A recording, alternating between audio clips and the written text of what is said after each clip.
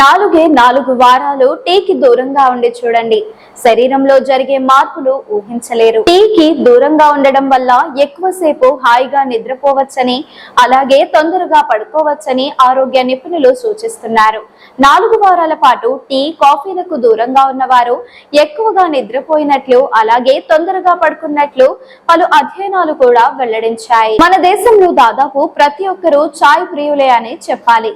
ఎందుకంటే దాదాపు అందరూ పొద్దున నిద్రలేచింది మొదలు రాత్రి పడుకునే వరకు టీ లాగించేస్తూనే ఉంటారు.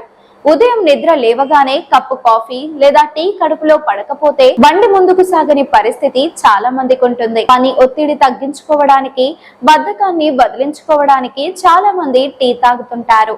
తలనొప్పిని తగ్గించుకోవడానికి కూడా చాలా మంది చాయ్ తాగుతుంటారు.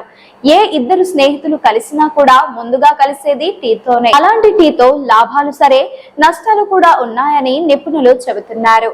ఒక నెల రోజుల పాటు కాఫీ, టీలను పూర్తిగా తాగడం మానేయడం వల్ల మన శరీరంలో ఊహించని మార్పులు జరుగుతాయని చెబుతున్నారు.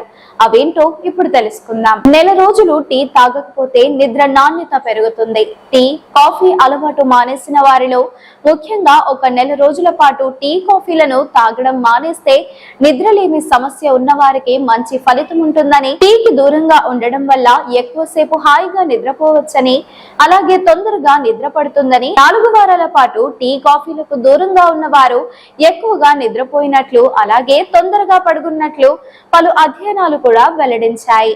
అంతేకాదు, నెలపాటు టీ తీసుకోకపోవడం ద్వారా రక్తపోటు కంట్రోల్లో ఉంటుందని, అలాగే షుగర్ లెవెల్స్ కూడా అదుపులో ఉంటాయని టీ, కాఫీలకు దూరంగా ఉన్న వారిలో గతం కంటే చురుకుగా, హైడ్రేటెడ్ గా ఉంటారు.